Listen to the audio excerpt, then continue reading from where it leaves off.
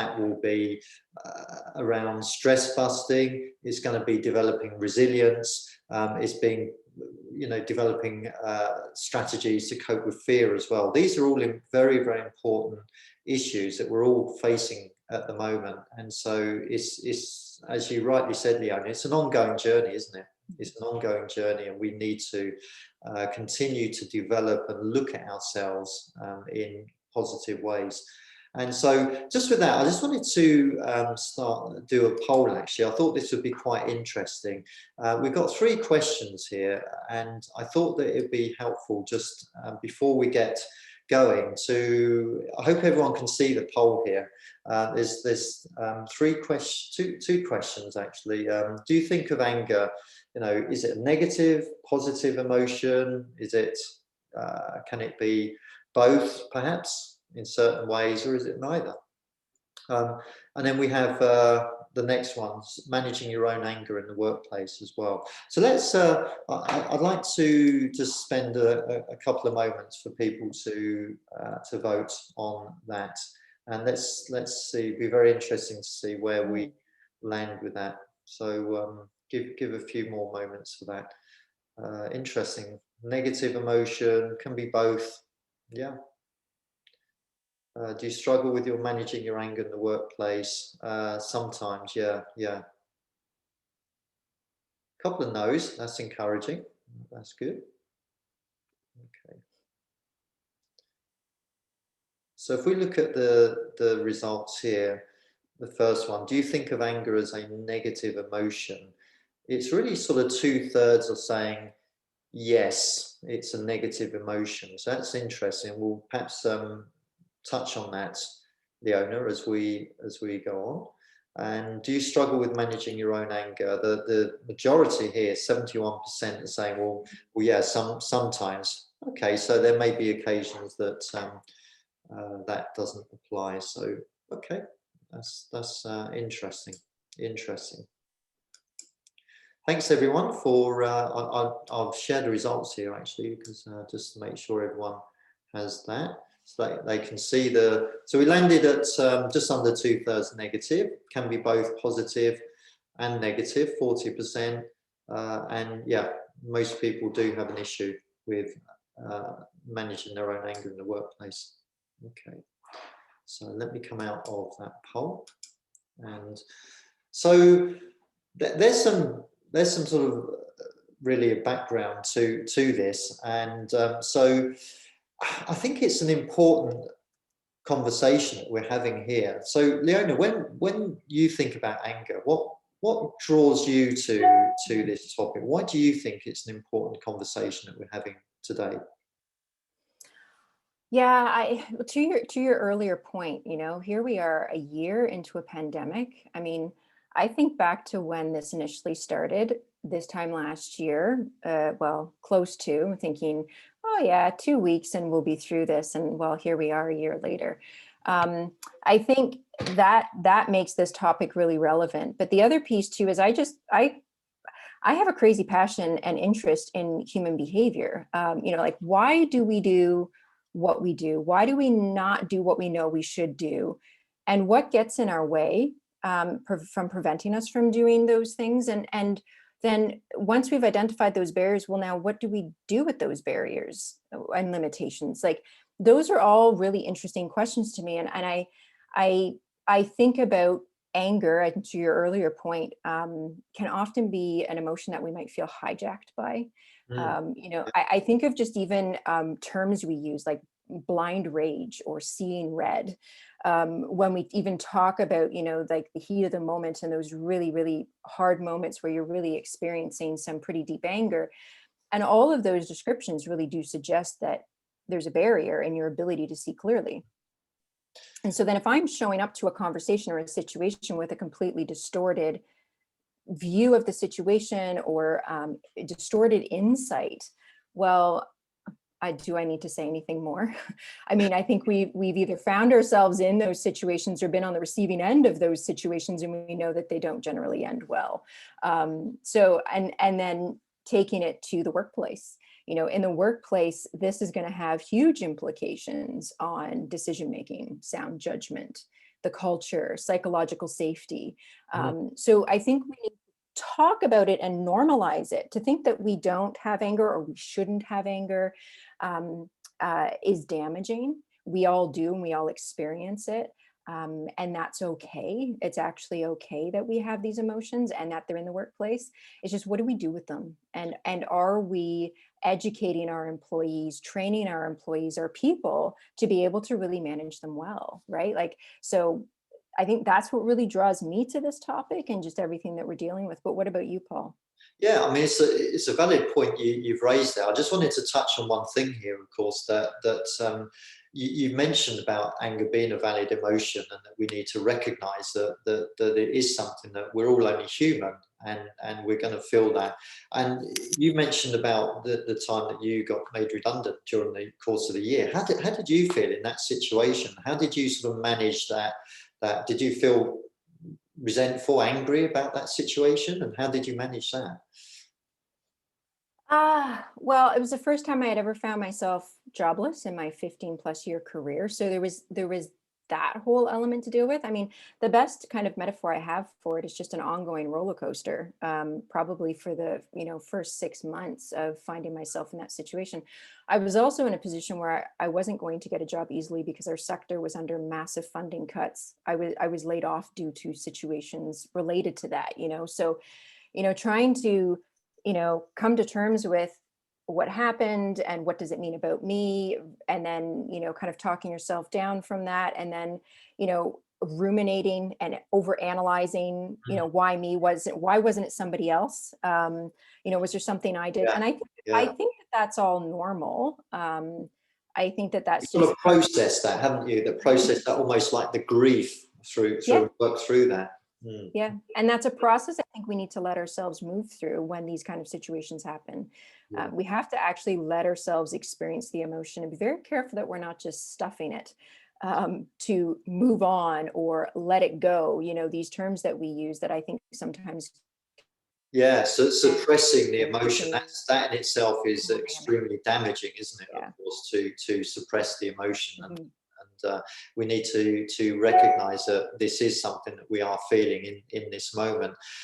It's a great point. I mean, from my perspective, I felt that having this conversation so important, because we're all suffering from the pandemic. We all know about that, but equally, I think that behind the COVID epidemic, there's another epidemic, which is the mental health epidemic that people are wrapped up in their own lives, really. I think, and you just have to pick up the papers and look at the world and see that there is more anger in the world than ever today. And we need to, I think, as individuals, we talked about the journey that we're on. We need to recognize when we're feeling it and get to the root of it, and then have some strategies to control that anger. And I think the first part of it is actually being self-aware, to realize the triggers that when your anger is rising within you, and then do something about it. But of course, that takes a huge amount of practice as well. And I was reading a very interesting article in the Harvard Business Review earlier this month, and according to a recent survey, almost 90% of people say that their workplace well-being has declined since the start of the pandemic. So, this ranges from sort of increased workloads, a lack of connection. I think that's something that we're all suffering from at the moment, that physical connection. And also, because of that, you get this sense of growing disengagement as well. And so when you sort of combine all of those, people are burned out.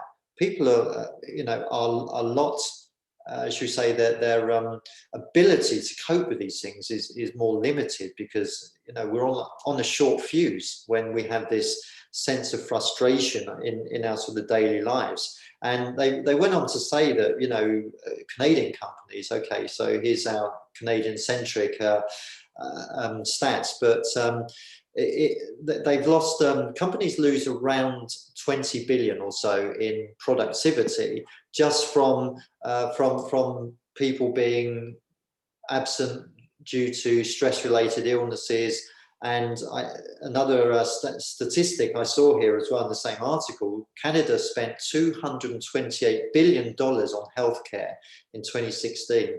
That's a figure even before the pandemic. Lord knows what it must be now. But the fact is that all of this means that people are suffering. I mean, they're financial issues, but people are suffering. The non-financial cost as well is huge, because you have stress, cancer, heart disease, diabetes, all of those stress-related illnesses that people are suffering.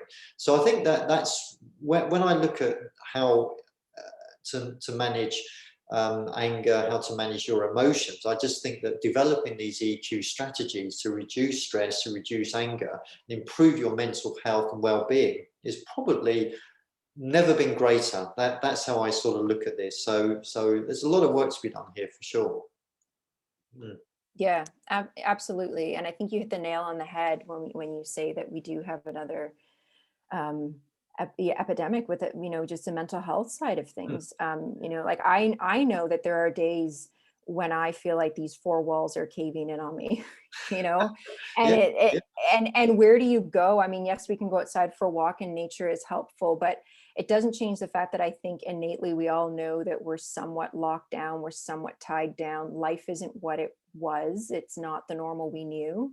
yeah. And we are constantly confronted with that. And then to your earlier point, it's almost like chicken or the egg first when it comes to stress versus anger. Does our stress trigger our anger, or does our anger then make us more stressful? Like, and then how do we manage these cycles that are probably maybe new to some of us, maybe more intense to some of us? Mm. We're all also going to process this differently and manage it differently as well, right? So Yeah. yeah, you make some good points there. And what affects us one day may not necessarily affect us another day. I mean, emotions are so complex, and something that may be we could completely brush off one day could absolutely send us in a tailspin the next day. And so we have to recognize as well that this is going to happen. And I think one of the things I've sometimes had to come to terms with, is that I sometimes got angry at myself for being angry.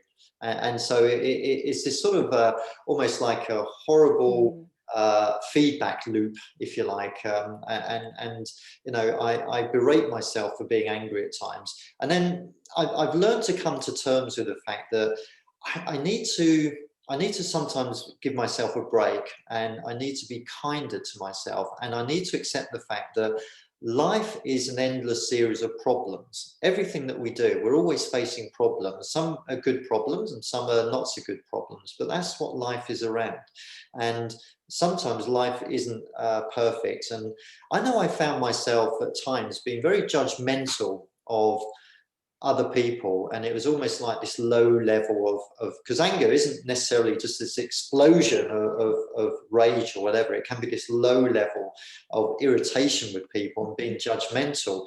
And I know for sometimes I was guilty of that, and I've tried to really consciously work at being less judgmental, because people are just trying to get through life in the best way they know how, and they're trying their best. It's messy, it's imperfect, and they don't always behave in the way that you want them to.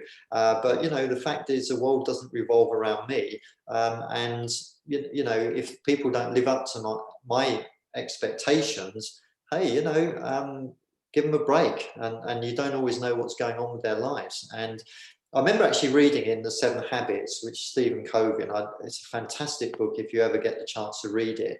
And he talked about a situation where this gentleman came in with his 3 children on a very quiet New York subway. Everyone reading the paper, minding their own business, very quiet in there. Kids absolutely run in, cause riots. And so everyone's getting really irritated. And then Stephen Covey says to the gentleman eventually, can't you control your children? What is it about your children? Why are they running around like that? And you're not doing anything, because he's sitting there with his head in his hands. He goes, oh yeah, sorry, I just actually they got some bad news. They watched their mother die in the hospital this morning. And then and suddenly all of his sense of indignation just absolutely flew away, because you realize you don't know what's going on in people's lives. And I thought that was a very, very important message. Give people a break, really, and try and understand them. So yeah, yeah. So we, you know, you mentioned as well, Leona, about anger. We sometimes avoid talking about it, and we looked at this poll: is it negative? Is it bad? And what do you think to that? Is it really a bad emotion to have anger? What are your thoughts? It, yeah, it's such a good question, because I think we like to compartmentalize our emotions. We like to say I have good emotions and bad emotions. Mm. And my good emotions are the ones that, I can freely express and I don't really need to worry about them. But these bad ones, like anger and sadness and all the other ones, that those are very general. But that those ones need to maybe not show up as much, or those are certainly the ones that you won't be wearing on your sleeve. And those are the ones that maybe shouldn't be showing up in the workplace either. And I think that that can do a lot of damage. Lisa Feldman Barrett has done some really great research recently, and she has a great TED Talk if any of you want to look that up. It's actually called "You Are Not at the Mercy of Your Emotions, Your Brain Creates Them," Mm. as well as Susan David. And they both make some very good points. Like, our emotions are data, whether whether it's anger, sadness, happiness, joy, excitement. At the end of the day, they're all anger, and they all serve to function as that. It's a And the signal, minute we isn't try to, it? Yeah, yeah. sorry, Paul. It's a signal for us, isn't it, to take some Exactly. form of action. It's That's the really, canary. yeah. It's the canary in the coal mine, and we need to really look at it that way, I think. Especially with an emotion like anger. Like, what if I'm angry? I have found it valuable to actually ask myself, okay, well, why am I angry? What's behind that anger? I think there's a tendency to then say it's the situation that's made me angry. Mm, mm. But Lisa makes a good point, and the research that they've done, our emotions are actually attached to previous lived experiences that we have had. And so often the a place of memory that this is a past experience I had that was really negative, and all of a sudden our brain starts predicting about what this situation might mean, and then we experience this emotion, and we can choose how we want to respond to that emotion. We really can. And it's just some really interesting research that she's done just around how our emotions develop, and whether we're actually born with our emotions. She would argue that we are not, that they are developed as we move through life.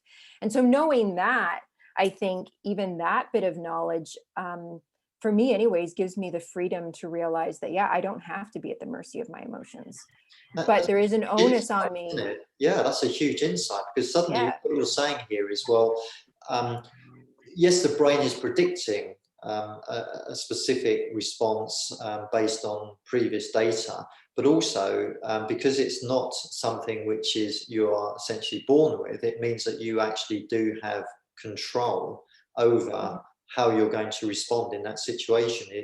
Is that your thinking around this? Yeah, absolutely. But there's the other piece too that I think you make a good point on, Paul. Just you were mentioning in your own previous experience too, around feeling guilty about Mm, anger, and the anger that you're experiencing. And I think there's something to be said around just our language and how we talk about anger. One of the things that I have found helpful too is to think about it more in the terms of, what am I angry about versus what am I angry at? mm, So when I'm angry at something, often I go internally and I start thinking about, well, I'm angry that they hurt my feelings. I'm angry that I feel this way, that they did this to me, or or whether it's a situation. It becomes very internal and very self-focused. But the moment I say, you know what, no, I'm angry about this situation, mm. I now, in a way, have to come out of myself and really look at the situation for what it is.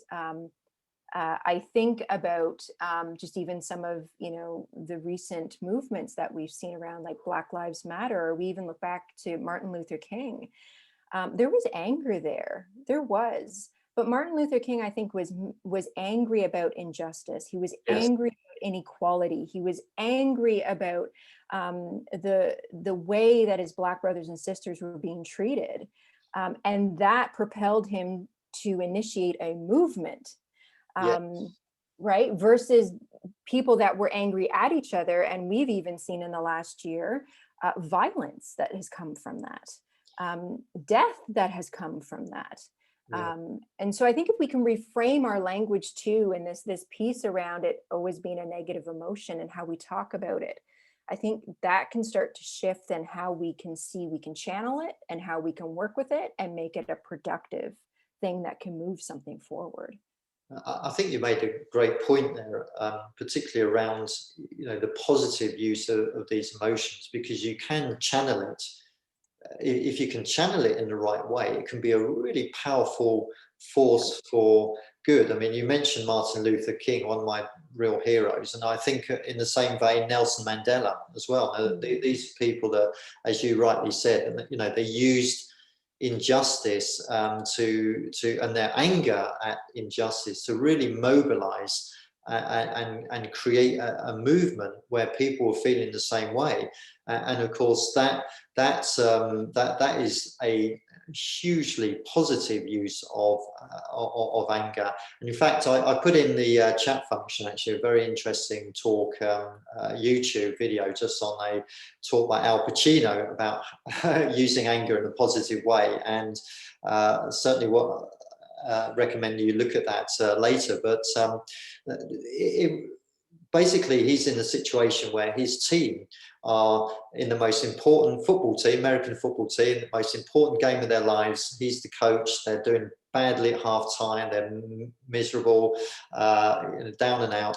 And he just uses that anger to motivate and to inspire them to feel angry themselves, but feel anger with a passion to support each other and go out there and win the game.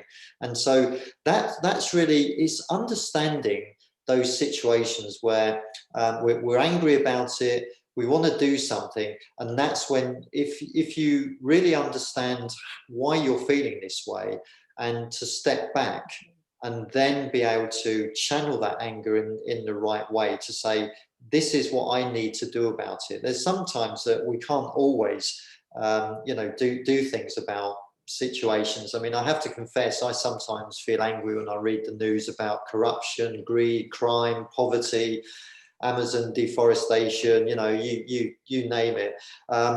These things, they can eat you up because there's very little you can do about it.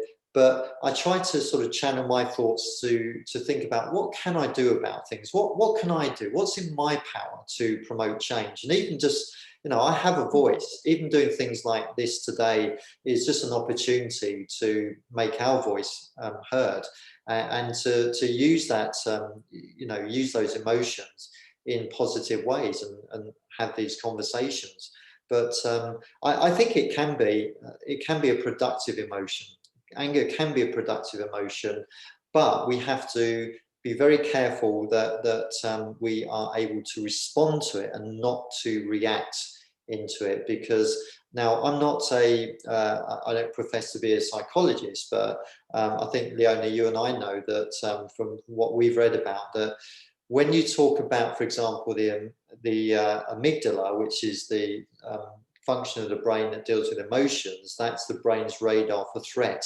That generally kicks in faster than your rational response. And that's why you get people that literally are not, have this blind rage and this anger, and they're not in control at the time that they have this deep sort of rage. And so if we can actually learn to step back and recognize when our anger is rising, and then to do something before it gets to that point where we have what's called that amygdala hijack, if you like, where we're not doing, where the way that we're reacting is not rational. Our rational brain is not in control, and then we do things that we later learn to regret. And so that is an important skill, but it takes a lot of practice, doesn't it? It absolutely does. Yeah, and it practice, I think, to your point, at learning how to manage that in the moment. But I think there's also the work that needs to happen behind the practice of learning how to reflect well, learning how to look inwardly well, and really identify what those triggers are, so that you can almost be proactive and anticipate that. Okay, yes, and self-identify. Okay, yes, I know that. So for me, one of my triggers for getting angry is to be interrupted.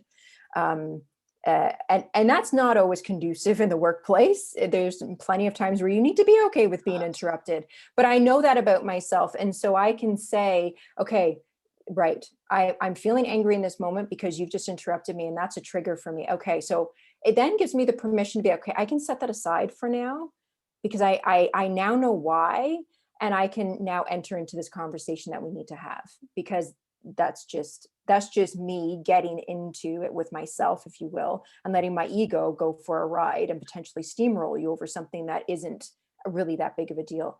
But Yeah.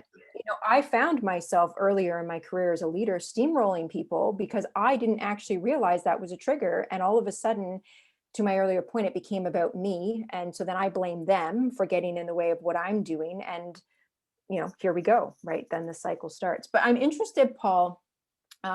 You mentioned that you've had some experiences yourself in just finding yourself in that kind of heated moment of like, "Gah," right? And you react. Are you able Yeah, to, yeah. you mind sharing a story of a time when that has happened, and what did you learn from it? Yeah.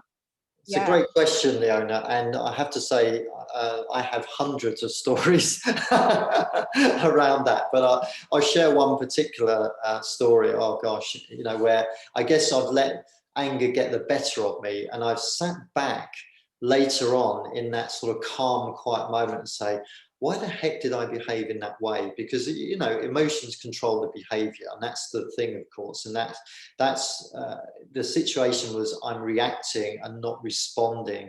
And so, to your point, Leona, I didn't take that opportunity to step outside of the situation, almost to look at myself as a casual observer and say, well, what how did you behave in that situation? Was it an appropriate response? I remember one time I embarrassed myself terribly when I was meeting a colleague that had a habit of letting me down at the last minute. And to your point, you talked about interruptions being a trigger for you.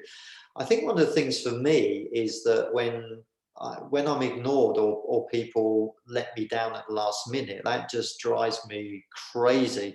And so, in my mind, this meeting was extremely important, and there was a lot to discuss. And then 10 minutes before, his assistant calls me to say that he was going to have to cancel. And being the idiot I was, I immediately got on the cell phone and berated him, angrily, saying, again, you're not respecting my time. And, he took my anger with grace and then hastily explained that he had to go. And afterwards, actually, I realized, talking to his assistant, that he had received some really difficult news that needed his immediate attention. So I felt terrible afterwards, and I did manage to repair the relationship. But what did I learn from it? Because you always have to think about, well, I've done something really stupid. What have I learned from this? Mm. Well, I learned not to see things from my own narrow perspective, the one-sided view. Because often when we're angry, we can always feel like that we don't see the other side.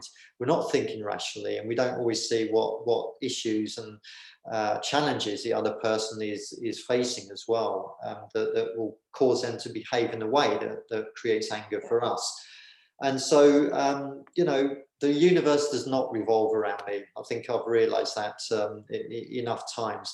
But also, I learned that, one moment of anger can actually undo all of that time spent in building a relationship over a long period of time. Just like a wrecking ball can demolish a building that has probably taken years to build.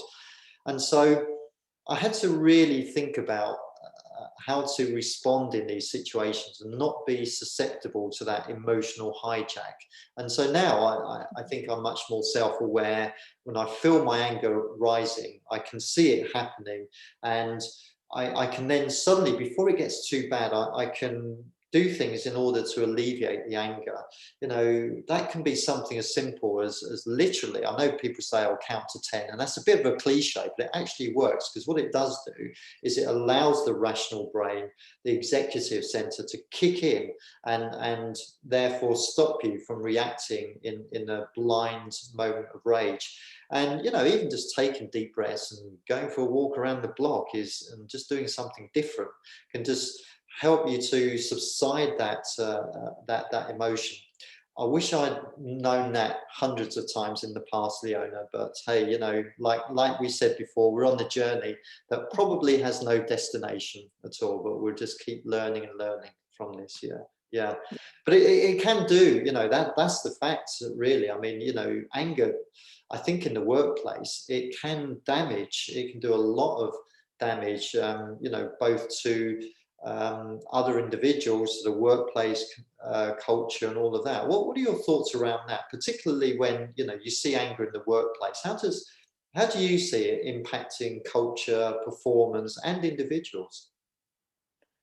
Yeah, I think anger is the fastest way to anger that's not managed and that isn't dealt with, and is allowed to happen in unhealthy ways. I think is one of the quickest ways you can destroy the culture in your organization or on your team. Um, you know, and it creates fear. You know, to be on the receiving end of anger, I have been in my career. You know, with past bosses, and it creates a level of fear. And to your earlier point, I think then when you get out of your employees is reaction rather than proaction. You know, and ultimately that's going to affect your bottom line, whether you're delivering a service or you're selling a product. If you have employees who are just giving you the bare minimum because they're too stressed to give you anything other than that, you know, I think it has to, it will, and I've seen it firsthand in my own in my own work that I've done. It affects the bottom line. It affects the quality of service, whether that's customer service or therapy for a child on the spectrum. And I think It too, has it's a interesting financial just impact, talking. doesn't it? It has a financial impact. I mean, this It what you're does. saying is it does affect the bottom line. We're not just talking about soft skills and, oh yeah, it makes life better and it's more pleasant for people to work in. We are talking about clear destructive behavior that can impact an organization financially, culturally, morale wise. Everything is impacted, isn't it? Yep, you have employees who are on stress leave, and then you're hiring to replace them. You know, like it. Yeah, I don't think we stop enough to actually think about the financial impact that this has within an organization, because I think a lot of companies um, who struggle with their culture or have culture issues, the reality is they're still getting results, right? They're still selling a product, they're still delivering a service, and Yeah. so why change what they're doing? But what they don't see is that they're missing out on better results. They're Yeah. missing out on better opportunities, and being okay with the status quo, because it's, well, working, I think is where we then start to see that this sort of thing gets prolonged in the workplace, or we see cultures that continue to erode and not get better, or we see leaders in positions who shouldn't be in those positions doing damage because they don't lead people well, or they haven't taken the time to develop these skill sets. It But yeah, becomes I a think, vicious cycle, though, doesn't it? Really, you know, when oh you're in yeah, that situation, because I always think that, you know, leadership, it cascades down, and so the cultural effect of anger and poor leadership, it goes right through the whole range of employees, and then people start to exhibit those behaviours because they're essentially copying their leaders. And so it really has that sort of vicious cycle effect. But I think that the opposite's true as well. It can be a virtuous cycle as well, because, you know, I mean, I work with companies and individuals around developing personal EQ skills that can be applied in the workplace. And to me, that, you know, this helps to create those organizations that become those sort of best employers, you know, the ones that are always on those lists of the best places to work for, the type of environment people really want to work in because they have psychological safety, and they're organizations that you know, people rarely leave. If you think about the cost of turnover and training new staff and so on, And so I think that, at the risk of promoting what we do, I think that the work we do, developing EQ in organizations, can really have a transformative impact. What do you think to that? Amen. I don't have anything really to add to that, Paul, because I agree with you 100%. I think this is a key piece that is missing in a lot of organizations, and organizations that I've been a part of who have done this work. I've seen firsthand the benefits, to your point, that it has. You have leaders that lead teams well, that can have hard conversations well, that, to your point, can manage as a leader in a stressful situation, can manage their anger in that moment and not take it out on their staff, Yeah. or, dump extra work on their staff because they can't cope. And then ultimately, yes, your workplace is a positive one, and a place that people now, I think, have the opportunity to see things they wouldn't have seen before because stress isn't in the way. They have the opportunity to catch things they would have missed before because they're actually passionate about the work they do. They're not Yeah. fearful and just barreling with their head down, right? So, yeah, All of absolutely. those very positive, very, very sort of positive things, isn't it? That can really make people feel so much better about going into work. They can enjoy their work. They can be more productive. And I actually think that, when we look forward in what's next for the workplace, and I'm very curious, and perhaps final question before we want to have time for questions for us as well from our participants, but I just wanted to get your thoughts around this thing here, in terms of the impact going forward in the workplace. What's next for the workplace? Should we be really focusing on mental health in the workplace, and supporting people around that, maybe encouraging people to talk about mental health, when previously I think perhaps in my experience it was probably stigmatized in the past, where I think if I'd gone to my bosses in the past looking for support on mental health issues, I think it would have been career suicide, quite frankly. They'd have probably said something, that's very, I don't know, supportive or whatever, and then I'd been quietly sidelined and relieved of my duties to help with stress. It's that sort of attitude, and I think we have to have a cultural shift here, that type of working is unsustainable, and that we need to be investing in our people to develop them, and really to develop much better workplaces. What do you think to that? Again, I totally agree. I think the first piece is doing kind of what we're doing here. It's talking about it, normalizing it, having Yeah. conversations about it, but that needs to be happening in the workplace too. Whether it's the director of HR of a company, or leaders, making sure that people are also in leadership positions who have the skill sets to be there Yes. as leaders, not just because they know the tactical operational side of the business, but they actually have the ability to lead people. I think, but that's kind of more of a long-term piece, but I think the more immediate piece is, let's start talking about this. Let's bring this conversation to the tables in our workplace, and for employees to feel able to ask for training in this, Yeah. to be able to build this skill set for themselves, right?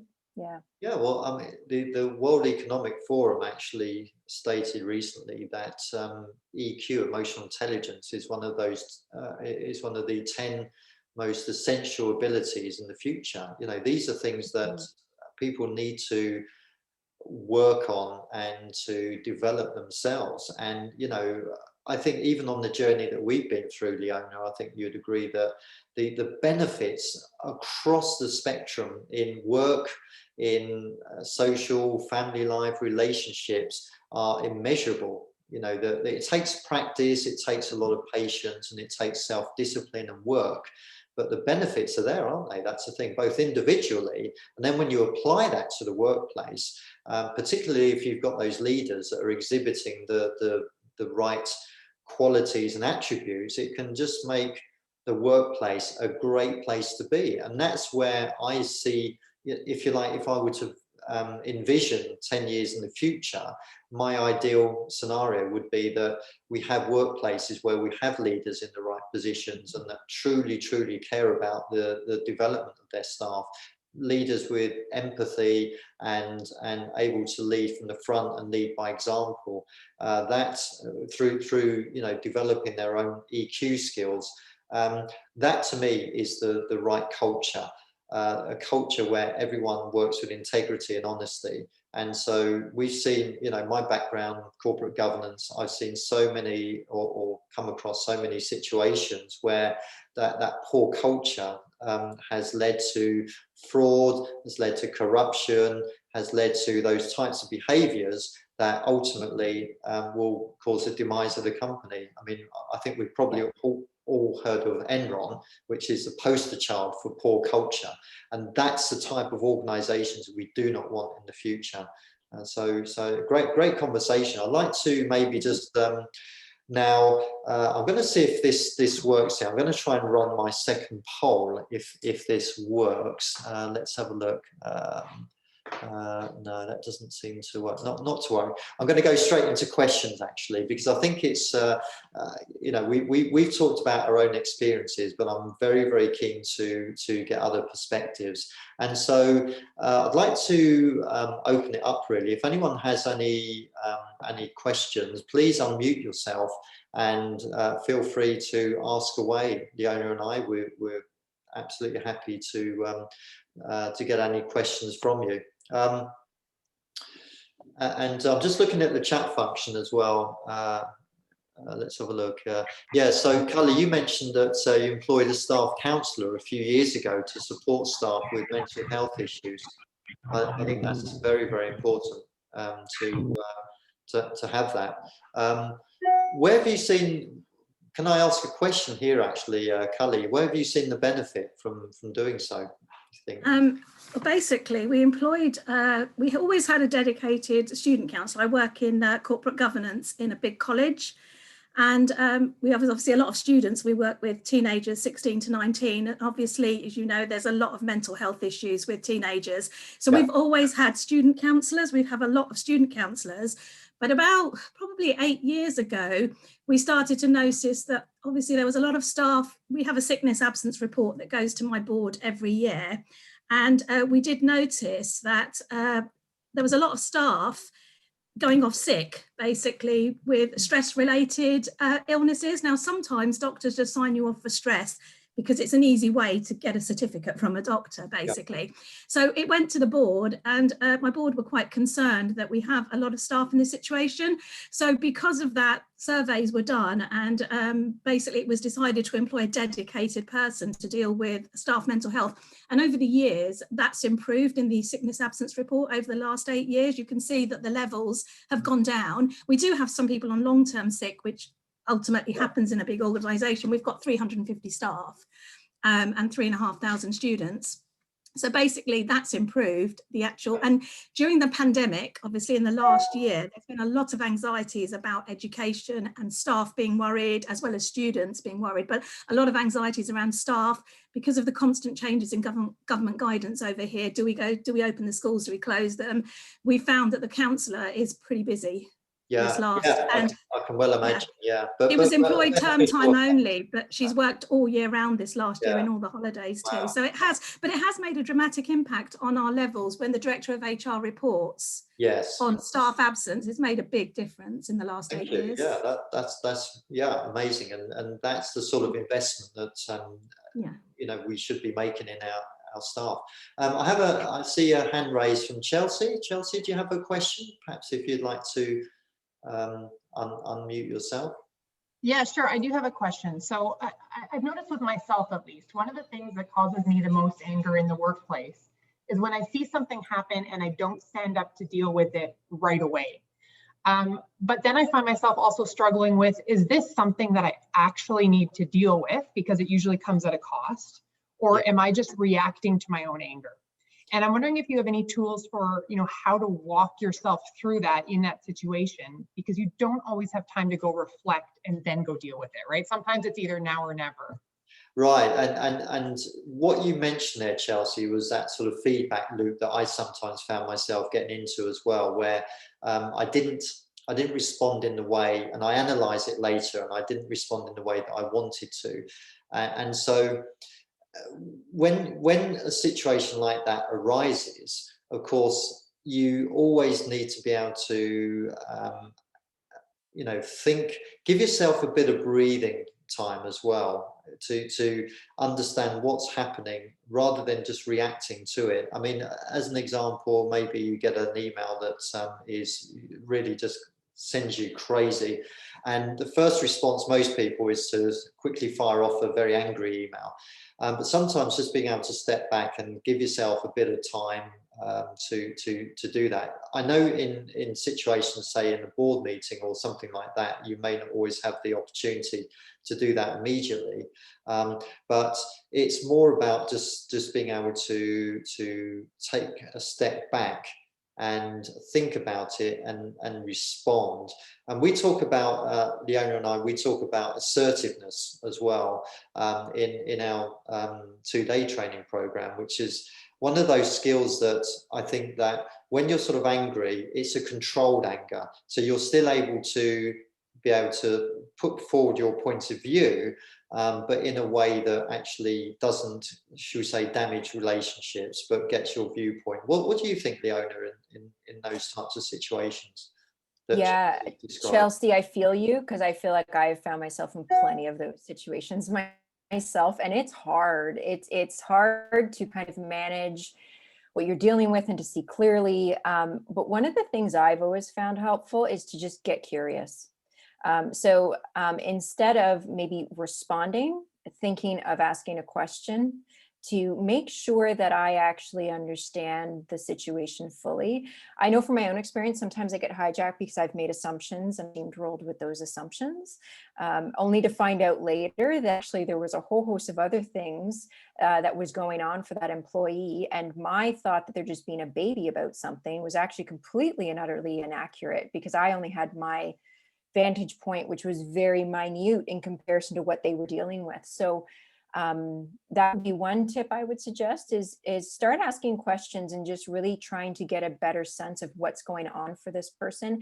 Often it might just be they don't have full clarity and you can provide that clarity. Sometimes it's that there are things going on that you're just not aware of, that I'm just not aware of, and getting that insight can be really, really helpful then. And it gives you that time to calm down as well, and to gather some more information before responding. Yeah. That's the important thing, isn't it? Is gathering more data as well around the situation. Yeah. And actually, when, as you mentioned that, Leona, one of the things that really I think resonated with me as well is the situation when somebody. Have you been on the end of somebody else's anger, and how you've dealt with that? Yeah, that's hard, and I have been, and I haven't always dealt with it the way I would like to in hindsight. The times when I have dealt with it well, I've come back to that piece of one, getting curious, getting a better sense of where they're coming from, what I might not understand, but also trying to shift my perspective from, okay, I'm mad at you because you're screaming at me, versus I'm mad about this situation because it's not going to be good for my team.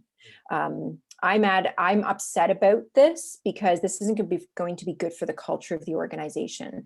So from that space, now I think I have a bit more room to respond a bit more holistically and to see the person on the other side of that versus the anger that is coming towards me on the other side. So trying to get to a place where you can really see the person, the human being behind the anger. And that is so much easier said than done. I fully acknowledge that. It takes a level of practice and using some frameworks. There's a great framework by Kim Scott. It's called Radical Candor, if you haven't heard of it. She's got great TED Talks. Her website is great too. I can maybe put something in the chat. But she has a framework around how to have these really tough conversations. And it's really assessing how far on the scale of caring personally are you going before you challenge directly.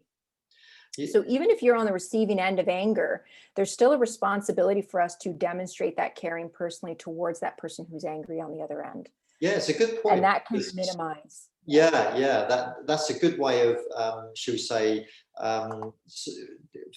really being able to respond to that anger in a positive way. And it's somewhat counterintuitive in some ways that when you're on the end of anger, you need to actually show empathy and to try and actively listen to that person, understand their viewpoints. I think that's probably isn't the first response that we're going to have when we're faced with anger. But that can be a way of then helping to diffuse that angry situation, is almost taking a role of being a sort of mediator, really, and just listening actively. So these are all things that, you know, I think so many of these skills, anger, stress and resilience and empathy, are so interrelated, and they build this sort of level of emotional responses that allow you to respond in a positive way, no matter what situation you're faced with.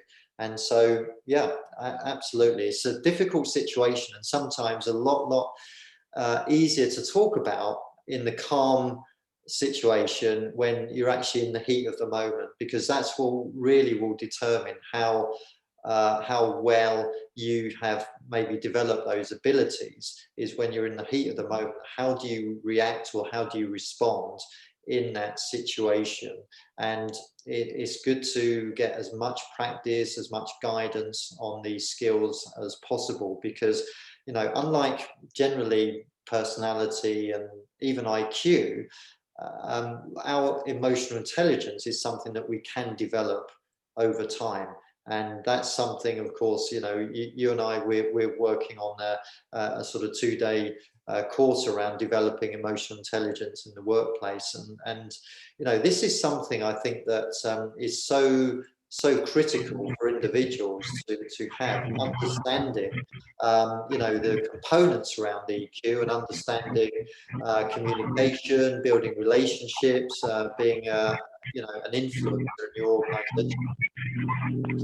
So I'm just going to, Sunil, you had a question for you. Got a bit of background noise, so do speak up.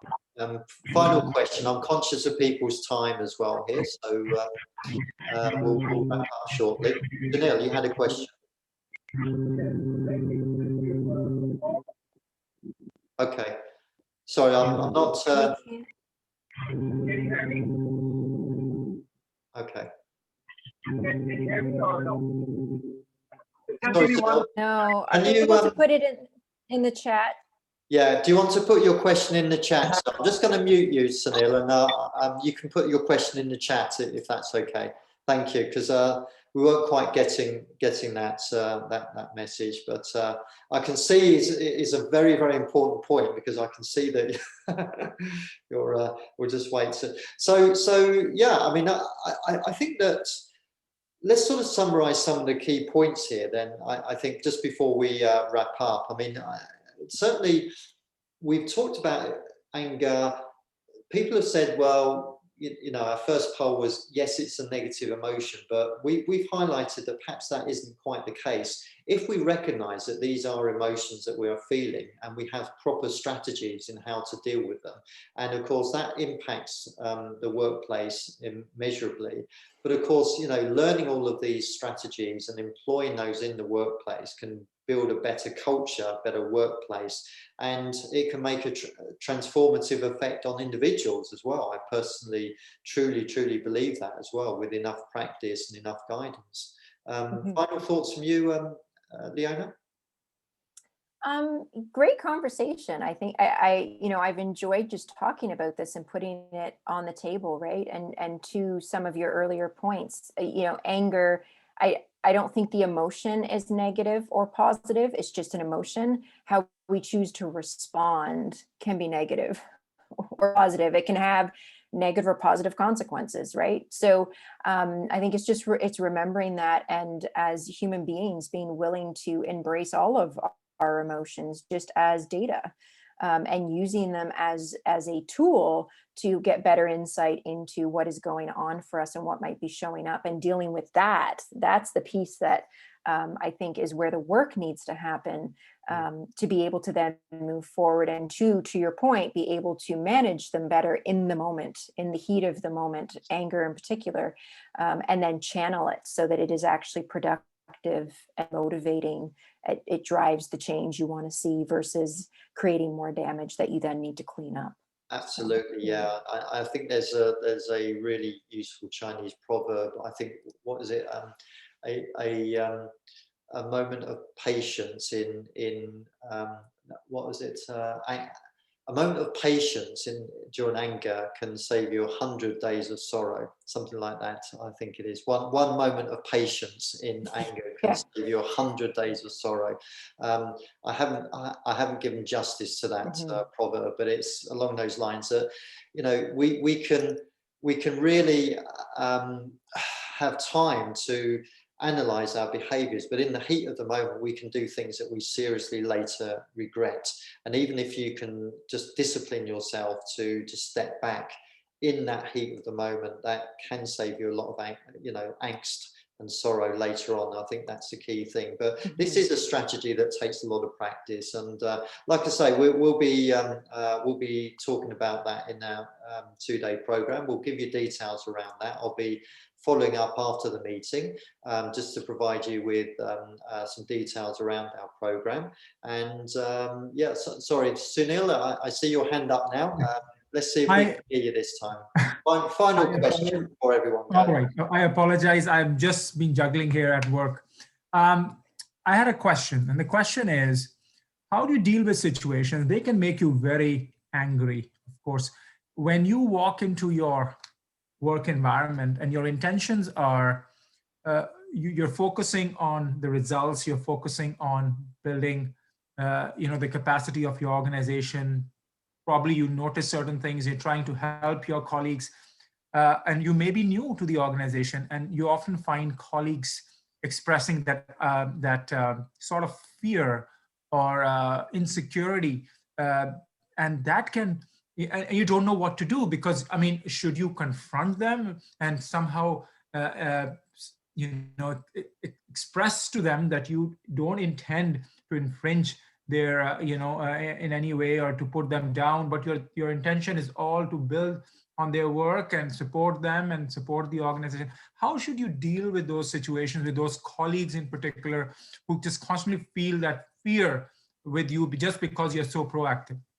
Well, I think it's important, Sunil, to listen to their concerns and to understand where that fear is coming from. And of course, again, it's about building relationships, and I think that's key to all of this. You know, you create a degree, should we say, of emotional support, if you like, an emotional bank balance. In other words, if they trust you and respect you, they're more likely to listen to you. But in order to create that trust and respect, that takes a great deal of time and effort in order to do that. And so much of it is about listening and understanding, and being able to act upon their concerns as well. And so they're more likely to confide in you if you have that good, strong relationship. And so one of the things that I always made sure with people that reported into me was I got to know them as people, got to know their motivations, their concerns, and really try and understand them as individuals, in order that I knew how to give feedback to them, whether it be, you know, on a regular basis, maybe, or maybe it didn't need to be as regular as that, or as, you know, it could just be that I'm always there to listen to them. So I think it's important to develop that relationship, and then if you do that, then you've got a more open lines of communication, and that way that can, and I truly believe that the open lines of communication can resolve any of these sort of issues in the workplace. Final thoughts, Leona, just in regards to Sunil's question there. What do you think? Anything? Yeah, to your point, Paul, get curious, Sunil. Like, why are they scared? Do you know why? And I think in that conversation, being prepared to be somewhat vulnerable yourself, and to especially if you're new in an organization, to do some digging from a place of just pure curiosity, no judgment here. I just really want to know why you feel that way. Is something, what's transpired in the past? What should I know? Give me some insight here. And then really kind of having a conversation around with them how you can partner together to create a shift. If you're wanting to create that shift, how can you partner together, and are they bought into creating a shift, or is there too much fear there for them to want to dig into that with you? But I find when I partner with people or have that conversation around, hey, let's go do this together, it's easier to get buy-in from people to do some of the harder things that they're scared to do because they don't feel alone doing it. And probably up to this point, they have felt very alone. So you can create a partnership. Isn't it? It's working Yeah. together and making sure that you solve the issues together as a team rather than just laying it on them. Yeah. Great. Thanks, Sunil, for that question. Thank you so much. And so we'll wrap up. I'm just conscious of time, and I just want to thank everyone. Finish off by thanking everyone for coming today and hearing Leona and I talk about what we think is a hugely important issue. And this will be, as I mentioned before, the first of several fireside chats, minus the fire, of course. But we'll be talking about subjects which are dear to our heart, interrelated around this, stress, resilience in the workplace. And hope that you found this useful. If you've got any further questions, please do reach out to myself or to Leona. We'll be happy to answer them. And once again, just wanted to thank you for attending today and hope that you found it useful and enjoy the rest of the day. Anything from you, Leona? Final words. Thank you. Thank you to everyone who joined us and for being a part of this conversation and showing us that you have a curiosity about this too. I think that's where change can start to happen in our workplaces. So look forward to connecting with you guys again in the future on our future fireside chats. Yeah, have a wonderful remainder of your week. Thanks, Thank everyone. you so much. Thank you. All the best. Take care.